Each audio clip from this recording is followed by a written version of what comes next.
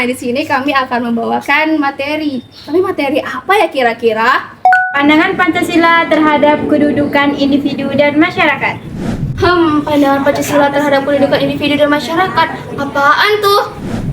Mau tahu? Simak video kami lebih lanjut ya.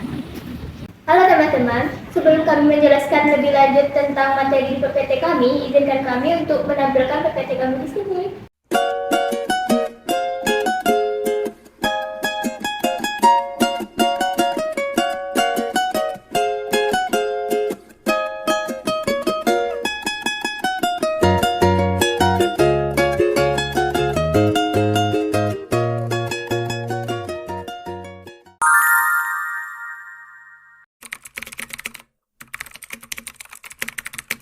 Nah, di sini saya akan menjelaskan tentang pengertian Pancasila.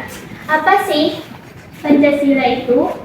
Nah, Pancasila adalah dasar falsafah serta ideologi negara yang diharapkan dapat menjadi pandangan hidup bangsa Indonesia sebagai dasar kesatuan. Secara simpelnya, Pancasila adalah pedoman hidup bangsa Indonesia dalam menjalankan hidupnya di negara ini dengan baik dan benar. Nah, selanjutnya saya akan menjelaskan tentang slide yang kedua.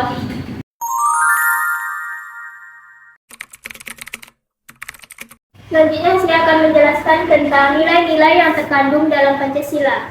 Nah, yang pertama yaitu ketuhanan yang Maha Esa. Nilai ini berkaitan dengan ketuhanan negara Indonesia, memberikan kebebasan untuk memeluk agama dan kepercayaannya masing-masing.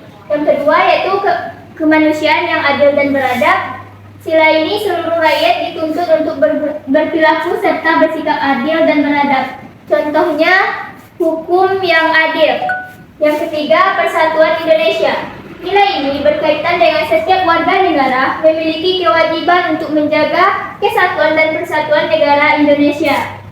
Nah, contohnya itu Bhinneka Tunggal Ika, tidak membedakan antar budaya juga. Yang keempat yaitu kerakyatan yang dipimpin oleh hikmat kebijaksanaan dalam permusyawaratan dan perwakilan. Artinya, dalam pengambilan suatu keputusan harus dilakukan berdasarkan musyawarah untuk mencapai mufakat. Contohnya itu aktif bermusyawarah. Yang kelima yaitu keadilan sosial bagi seluruh rakyat Indonesia. Nilai yang berkaitan dengan berperilaku yang adil bagi seluruh rakyat tanpa terkecuali. Nah, contohnya itu tidak membedakan antara sesama. Selanjutnya saya akan menjelaskan slide yang ketiga. Dan saya akan menjelaskan tentang kedudukan individu dan masyarakat dalam Pancasila. Nah, apa sih kedudukan individu dalam Pancasila? Nah, posisi atau tempat individu dalam kehidupan berbangsa dan bernegara. Individu memiliki kedudukan yang terhormat dan mulia dalam Pancasila. Baik, selanjutnya saya akan menjelaskan tentang slide yang keempat. Saya akan menjelaskan tentang apa sih kedudukan individu dalam Pancasila. Nah, dapat dilihat dari 5 Pancasila, yaitu yang pertama ketuhanan yang Maha Esa, mengakui adanya Tuhan yang Maha Esa, berarti bahwa individu memiliki kebebasan untuk beragama sesuai dengan keyakinannya.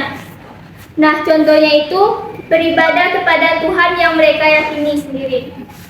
Yang kedua yaitu kemanusiaan yang adil dan beradab, mengakui adanya persamaan derajat. Yang ketiga yaitu persatuan Indonesia, mengakui adanya kesatuan dan persatuan bangsa, berarti memiliki kewajiban untuk menjaga persatuan dan kesatuan bangsa. Nah, contohnya itu upacara bendera setiap pagi Senin. Yang keempat, kerakyatan yang dipimpin oleh hikmat kebijaksanaan dalam permusyawaratan dan perwakilan. Nah, mengakui adanya kedaulatan berarti bahwa individu memiliki hak untuk berpartisipasi dalam pemerintahan. Contohnya itu berdemokrasi. Nah, yang kelima adalah keadilan sosial bagi seluruh rakyat Indonesia. Mengakui adanya keadilan sosial bagi seluruh rakyat Indonesia berarti bahwa individu memiliki hak untuk mendapatkan keadilan dalam kehidupannya. Contohnya tidak berperilaku diskriminatif. Selanjutnya saya akan menjelaskan slide yang selanjutnya. Baik, selanjutnya saya akan menjelaskan tentang kedudukan masyarakat dalam Pancasila. Nah, secara kompleksnya dapat diartikan sebagai posisi atau tempat masyarakat dalam kehidupan berbangsa dan bernegara yang memiliki hak dan kewajiban yang sama. Baiklah, slide selanjutnya akan dijelaskan oleh teman saya, yaitu Maisyaro. Damai dipersilahkan. Pandangan hidup masyarakat memiliki arti yang sangat luas yang dapat diuraikan pada unsur-unsur berikut ini. Yang pertama, Pancasila sebagai dasar kegiatan masyarakat. Yang kedua, Pancasila sebagai penghubung antar masyarakat. Yang ketiga, Pancasila merupakan cita-cita dan tujuan. Yang keempat, Pancasila dalam menyusun sistem kehidupan masyarakat. Yang kelima, Pancasila sebagai kesepakatan yang tertinggi. Contoh dari semua ini yaitu saling gotong royong di antara masyarakat tersebut. Selanjutnya, beradanya interaksi terhadap kepada masyarakat tersebut.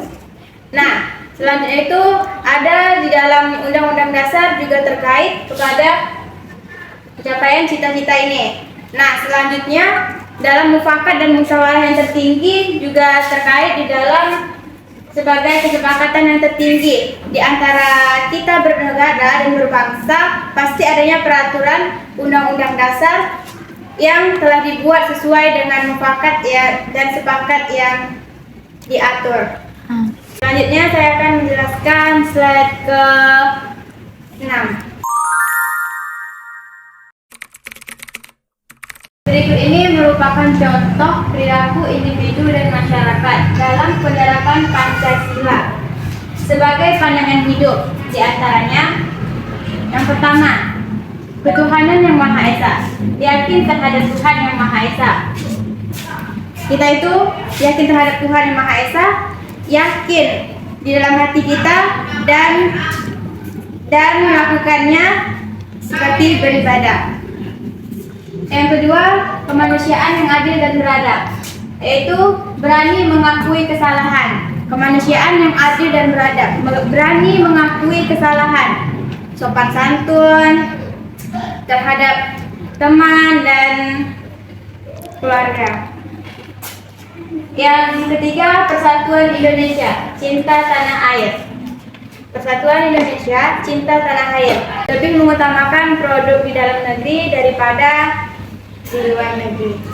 Yang keempat, kerakyatan yang dipimpin oleh hikmat kebijaksanaan permusyawaratan perwakilan, yaitu contohnya menyelesaikan masalah dengan bermusyawarah. Jika kita memiliki masalah, maka kita tidak pantas lari dari masalah tersebut, maka harus diselesaikan dengan cara bermusyawarah dengan baik. Yang kelima, keadilan sosial bagi seluruh rakyat Indonesia, yaitu semangat bergotong royong. Semangat bergotong royong. Di Indonesia, di dalam suatu masyarakat, semuanya harus sama-sama semangat bergotong royong. Baiklah, saya akan menjelaskan slide ke-7.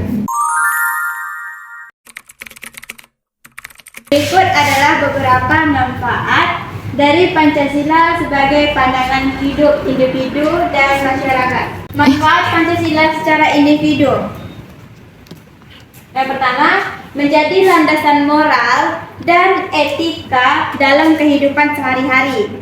Yang kedua, menjadi benteng pertahanan diri dari pengaruh negatif. Selanjutnya, manfaat Pancasila secara masyarakat.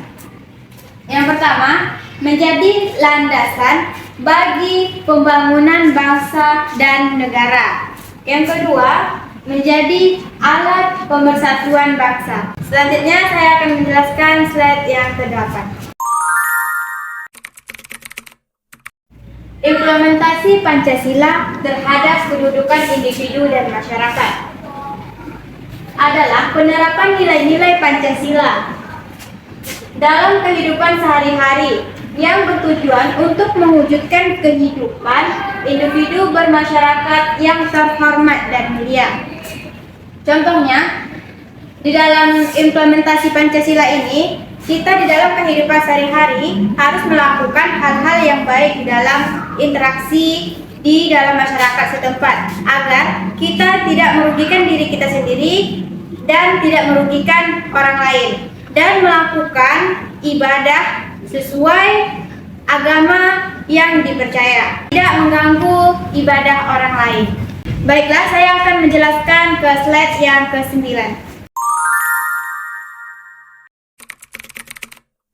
Implikasi dan contoh Pancasila dalam kehidupan individu dan masyarakat. Dalam sila pertama, sebagai berikut, ketuhanan yang Maha Esa.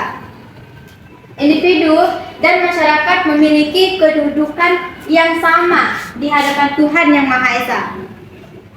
Contohnya, pemerintah menyediakan fasilitas beribadah bagi setiap agama. Yang kedua, kemanusiaan yang adil dan beradab. Harus saling menghormati dan menghargai. Contohnya, pemerintah melindungi hak-hak kaum minoritas.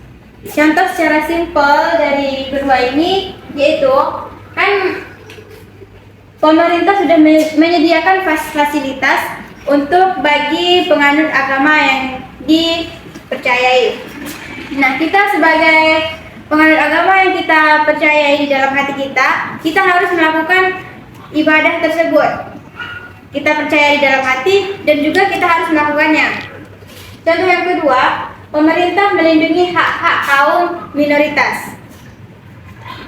Melindungi hak-hak kaum, melindungi hak-hak kita. Di dalam undang-undang pemerintah itu sudah melindungi hak-hak kaum, maka jika kita ingin mengatakan sesuatu, ingin mendapatkan sesuatu, kita sebagai manusia juga mempunyai hak, hak asasi manusia.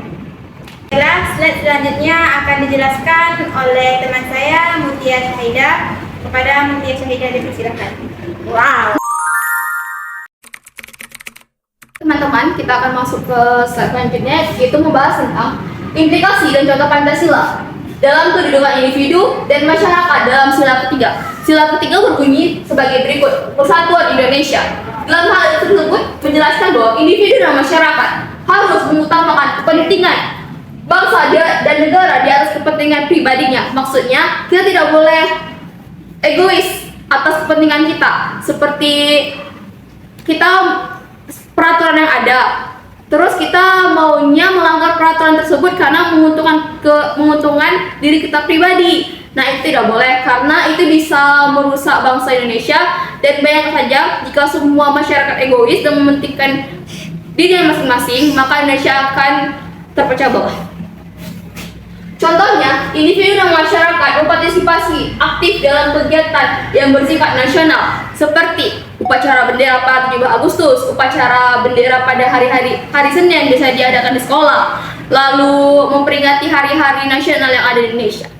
Baik, saya akan menjelaskan slide selanjutnya.